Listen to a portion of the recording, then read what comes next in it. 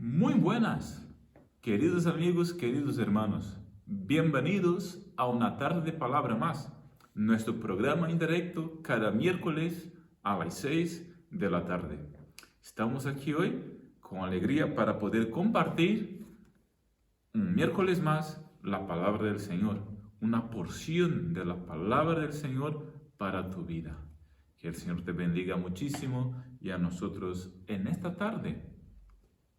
Hoy vamos a reflexionar, vamos a pensar sobre un salmo muy conocido, el salmo de número 40, un salmo de David, salmo de número 40, ¿no? Estamos en una serie sobre los salmos, ya hemos visto varios salmos y bueno, hoy vamos a ver sobre el salmo de número 40, así que vamos a hacer la lectura, son 17 versículos.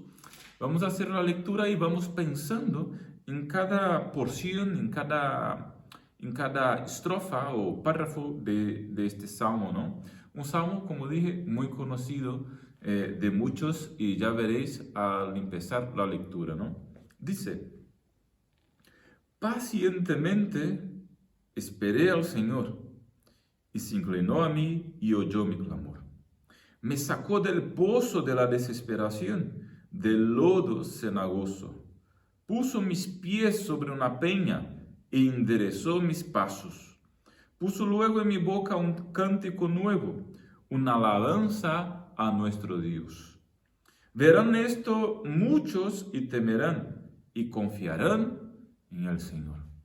Ese es el primer párrafo o la primera estrofa de este salmo. Digo la primera estrofa porque sabéis que los salmos son cánticos, son alabanzas, ¿no? Es una literatura poética.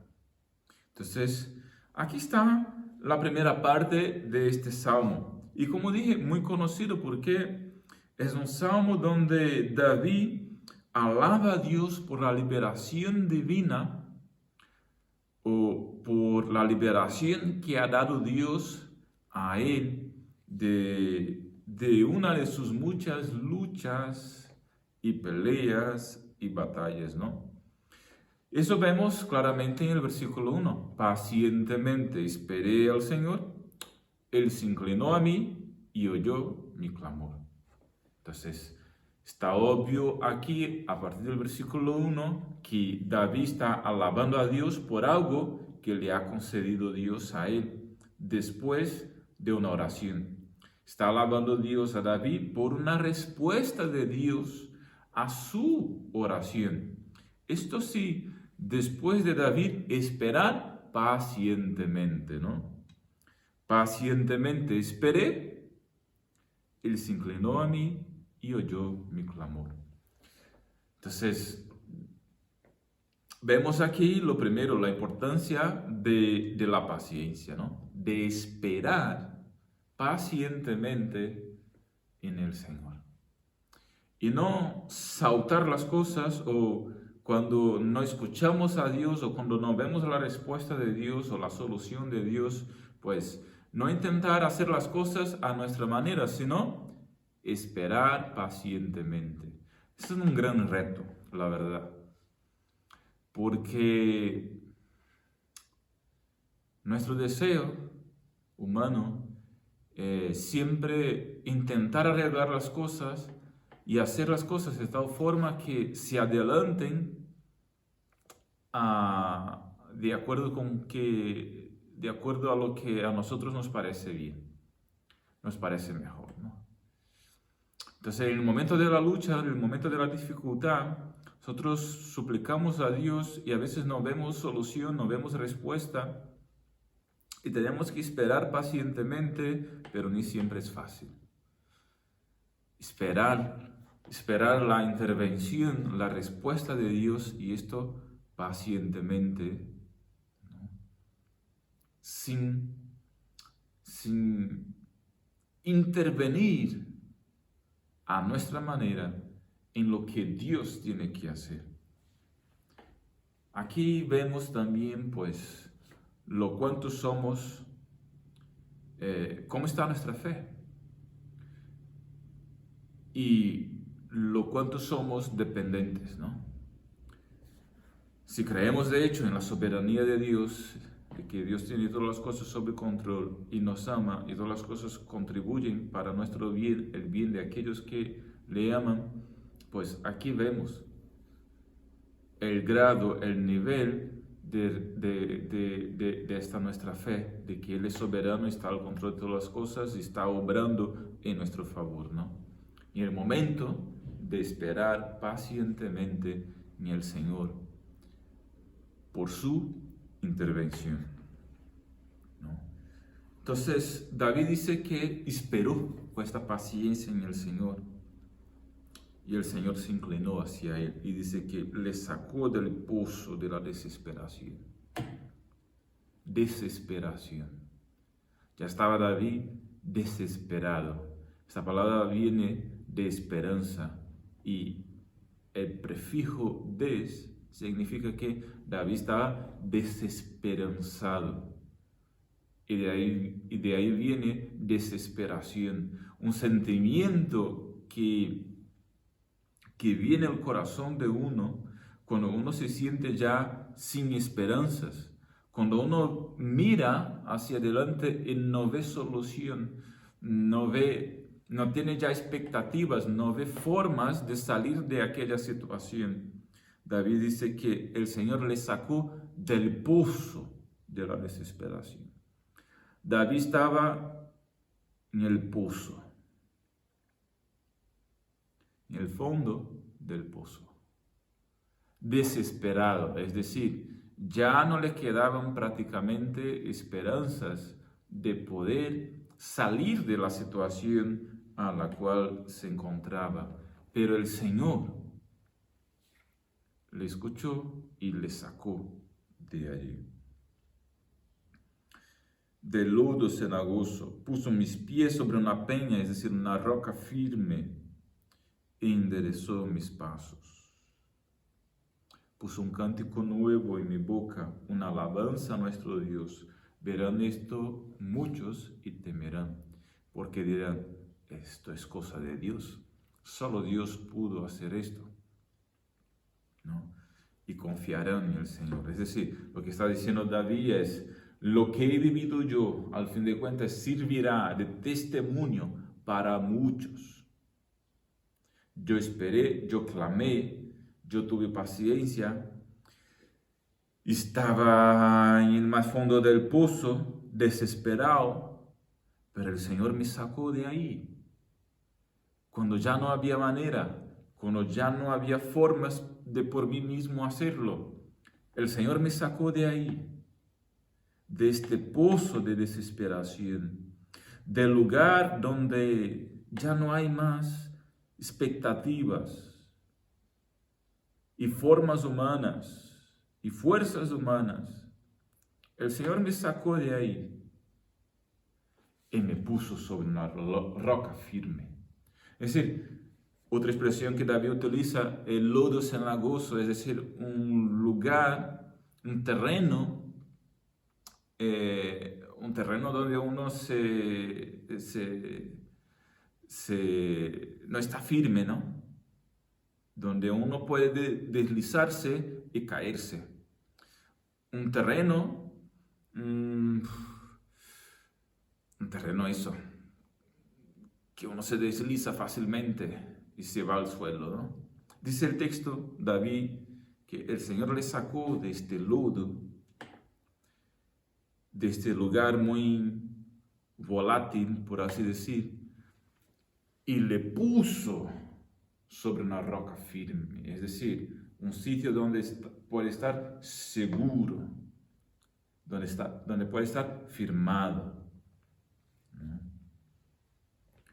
Pacientemente esperó David al Señor y él escuchó su clamor. Puso un cántico nuevo en su boca. David estaba desesperado. Eso lleva a la tristeza, ¿no? Pero dijo, Dios puso un cántico nuevo en mi boca. David salió gozoso de esta experiencia y al final dice, todos verán esto y temerán y confiarán en el Señor. Esta experiencia que estoy viviendo será de testimonio para otros.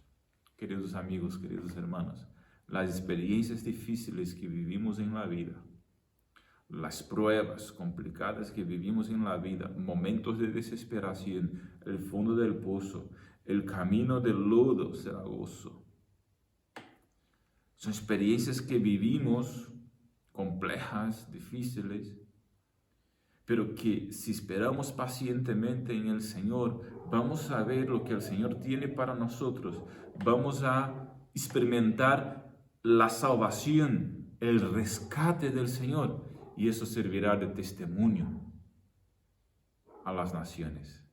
Eso servirá de testimonio al pueblo, a nuestras familias, a los que están a nuestro alrededor. Dice el versículo 4, porque si no, no salgo del 3, ¿no?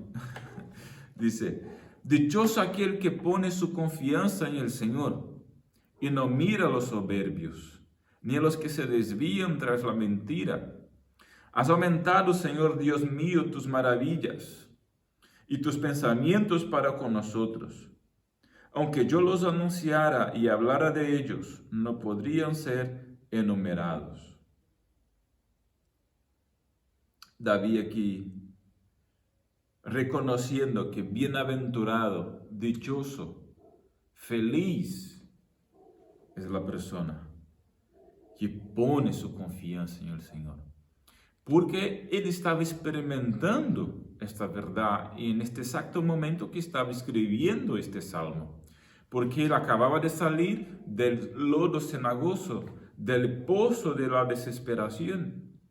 Él acababa de recibir la respuesta de su clamor, el rescate del Señor.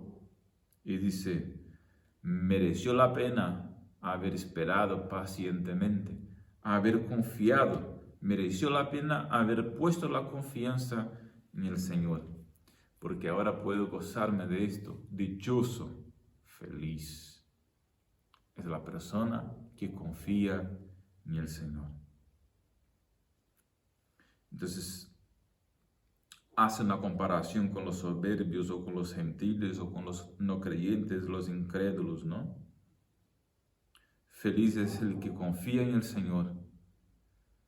No felices son los incrédulos. Muy bien. Pues vamos a seguir porque son 17 versículos y voy aquí, no voy a comentar cada versículo, sino voy a hacer destaques en diferentes versículos, ¿no? E intentaré quedarme aquí dentro de la media hora, ¿no? Versículo 6. Sacrificio y ofrenda no te agradan. Has abierto mis oídos, holocausto y expiación no has demandado. Entonces dije, aquí estoy, en el rollo del libro está escrito de mí. Vaya, en el rollo del libro está escrito de mí. David diciendo, en la palabra está escrito sobre mí. Dice el versículo 8, el hacer tu voluntad, Dios mío, me ha agradado, y tu ley está en medio de mi corazón. David aquí lo que está diciendo es lo que en otros momentos del Antiguo Testamento ya se ha dicho, en Samuel, por ejemplo, y también en el Nuevo Testamento, que lo que agrada al Señor, incluso en el Salmo, en otro Salmo, ¿no? Que lo que agrada al Señor no son los sacrificios y los holocaustos, que estas leyes sobre sacrificios y holocaustos, estos actos rituales religiosos, eran apenas formas, sombras para expresar o para apuntar hacia una realidad, hacia lo que había de venir. Pero no era lo más importante en sí, o no era lo que de hecho agradaba al Señor. Lo que agradaba al Señor era hacer su voluntad. Es más o menos lo que David está aquí expresando. Versículo 6, sacrificio y ofrenda no te agradan. Has abierto mis oídos, me has hecho comprender que los sacrificios humanos no te agradan. Que no vas en busca de esto. Yo pensaba así, pero me has abierto los oídos, me has hecho comprender que estos esfuerzos humanos y sacrificios, esto no es exactamente lo que te agrada. El hacer tu voluntad. Versículo 8. Dios mío, me ha agradado y tu ley está en medio de mi corazón. David está diciendo, el sacrificio humano, los sacrificios, los actos rituales, estos no es lo que te agrada. Yo sé ahora porque lo he comprendido, has abierto mis oídos para que yo pueda comprender lo que te agrada de verdad es hacer tu voluntad. ¿De qué vale una persona ser muy religiosa y practicar muchos de los rituales religiosos y hacer muchos y participar de una comunidad y venir a una iglesia y estar en todos los actos religiosos y rituales que hay, pero en su día a día no hace la voluntad del Señor?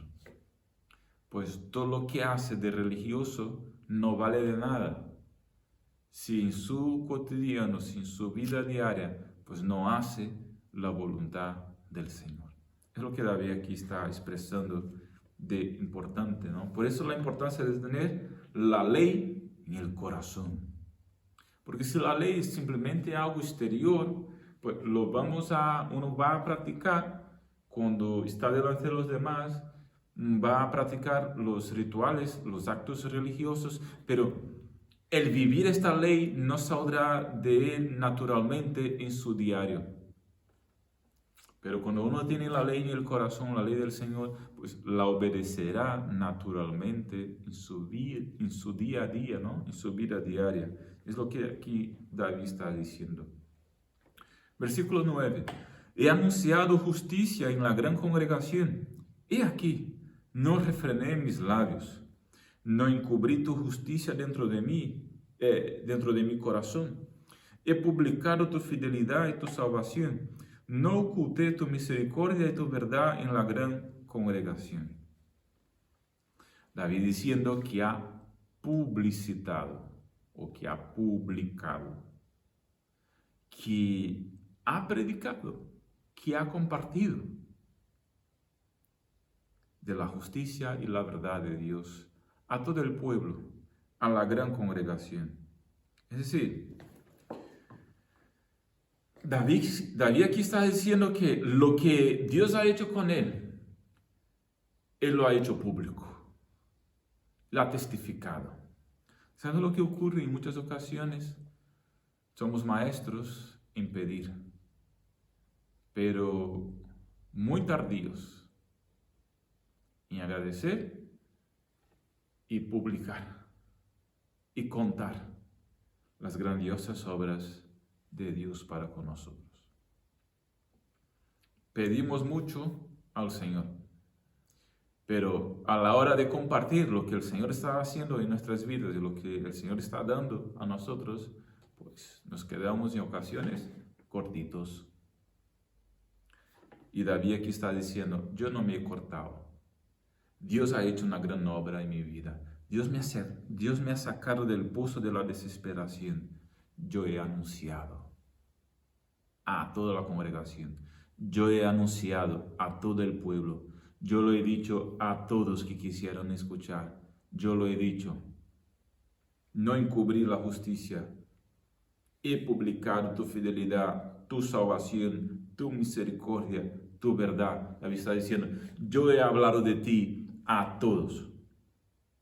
Yo he hablado de ti, de tu verdad, de tu fidelidad, de tu misericordia, de tu justicia, de tu salvación. Yo he hablado, yo he anunciado, yo he publicado, yo he predicado. Yo no me he cortado. Querido amigo, querido hermano, no te cortes de publicar, de decir, de compartir lo que el Señor está haciendo con tu vida. No te cortes de decir sobre la justicia, la verdad, la misericordia y la salvación de Dios para con nosotros y para contigo. Lo que Dios, la obra de Dios en tu vida, públicalo. Y cuando digo públicalo, No quiero decir que publiques algo en el Facebook o en el Instagram o en el WhatsApp, sino que quiero decir, haz con que todos sepan. Que si quieres poner en el Facebook, Instagram, WhatsApp, pues hazlo, pero no te quedes por ahí. Cuando tengas la oportunidad, no cortes tu boca, abre tu boca y publica y habla de los grandes hechos de Dios para contigo y para con tu familia, ¿no? Habla del Señor. Esta es la idea aquí y eso es lo que David está diciendo que ha hecho. David está diciendo, el Señor me ha rescatado, me ha salvado del pozo de la desesperación. Yo no me corto, yo hablo a todos sobre lo que el Señor ha hecho en mi vida. Versículo 11. Señor, no apartes de mí tu misericordia y tu verdad me guarden siempre. Porque me han rodeado males sin número, me han alcanzado mis maldades y no puedo levantar la vista. Se han aumentado más que los cabellos de mi cabeza y mi corazón me falla. Ahora David se vuelve